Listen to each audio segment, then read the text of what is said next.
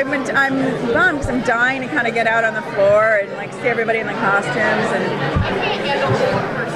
I've never been. Is it really claustrophobic?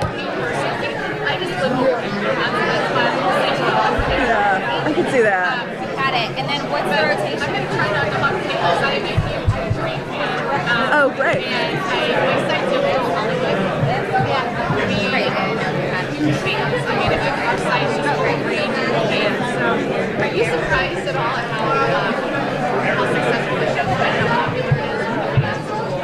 It sounds arrogant to say no, but I had a feeling if it was going to catch that it would kind of, like the hook would get in pretty deep. And what's pleasing to me is kind of the type of fans that we have, that how invested people really are. And I talk about it, the writers on the show talk about it all the time, but none of us have really been on a show like that has that kind of passionate exchange.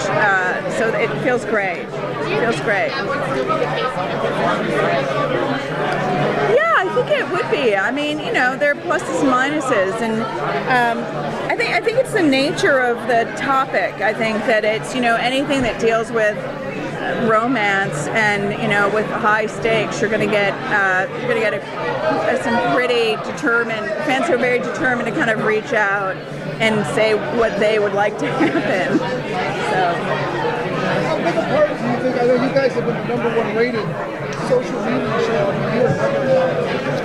I mean, that obviously wasn't something you planned on initially, so that was kind of a gift. And if so, once that began, did you guys make any changes? How did it all work into your day-to-day?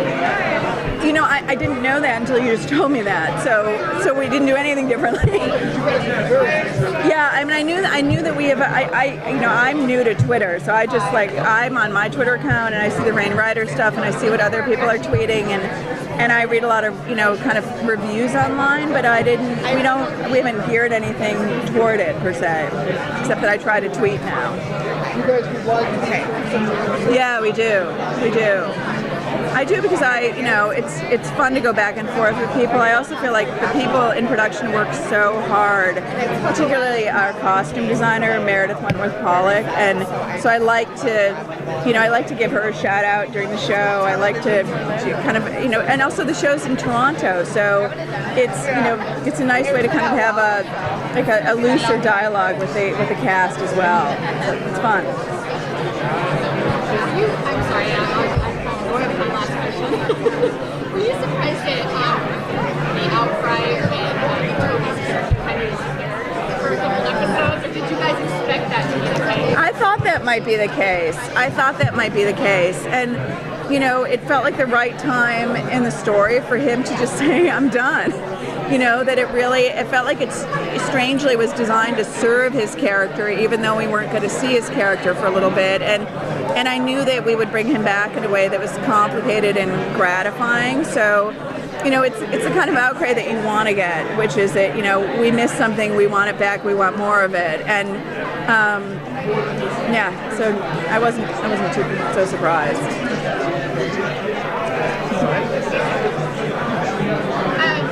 Can you talk about how you I don't know if you have really a lot to say about this, but my favorite part of the show is I love the accents. Yeah. The language and the dialogue, but I really love the clothes. That's great. And I'm not a dress-up cosplay. No, I love the clothes too. I keep saying I really want some event to go to, like Masquerade Ball or something, so that I can wear a rain dress. But you know what? You could wear one anyway. I mean, it was really interesting when long before the pilot even got picked up, I was ripping pages out of magazines and catalogs and looking at what the style of the show could be, because I knew I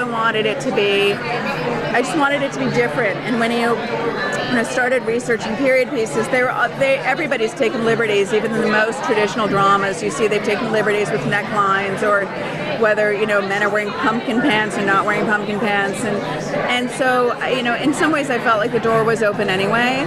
But I chose clothes that you wouldn't necessarily wear them in that combination, but the conversation I had with Meredith when she came on the pilot was, and she came onto it a little bit late, and she was nervous that she wasn't going to be able to rent the costumes.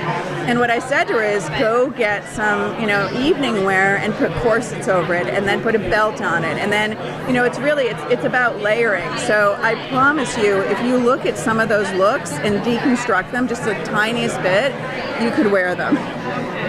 You could wear them. You really could. A lot of them are off the rack from contemporary clothing places, and with sort of a vintage piece thrown into it. Some of them are custom designed, custom made. More as the show goes on, because now they have a vested, we know we're going to be around, so it's an investment. It's an investment in their closets, basically. But there are a number of pieces that you could do. I swear to God, look at some of Mary's stuff, particularly Caitlin Stacey's clothes. A lot of that is kind of 70s vintage.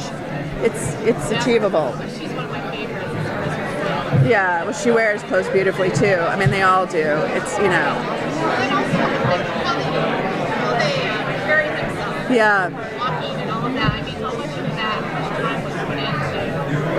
I think that a thought was put into it, and then I think a lot of time was put in it by the costume designer. But again, I wanted them to be comfortable. I felt like, and the same thing with decorating the castle. Like you don't see a lot of like suits of armor, and I felt like this was their home. This is a home that they live in, and this is them on any given day of the week, and that they would wear, more comfortable clothes on days that they were not getting their portrait taken. So, yeah. You don't really care about the dresses, huh? It's okay. A primary demographic like you have that is so used to the right now and the now and everything happening in that respect. You guys have done a bunch of that by getting them involved in a show that is so not now, with such language and periods of time. What do you think was a connection that was made between those two? What do you think For the viewers, you mean? for the viewers? I think it was about making it, to me it was about making it feel like it's happening right now. And that I don't want to distance the viewers from the characters. I don't want the characters to be distanced from their own lives. I wanted everything to feel really intimate. And I think that, that's why we chose to do language that is a little bit heightened, but basically kind of simple. And because, again, you're already taking a leap. They would be speaking Old French, It's like, so, I think that I just wanted it to be kind of spare and simple, but intimate. And I think that helps people kind of connect more quickly with a show that's set in the 16th century. Okay. I'm so sorry, I can't hear you guys. Are you finished? I'm good, yeah. All right, you guys, thank you so much. We're going to bring her. Thank you very much. Thank you. Congratulations.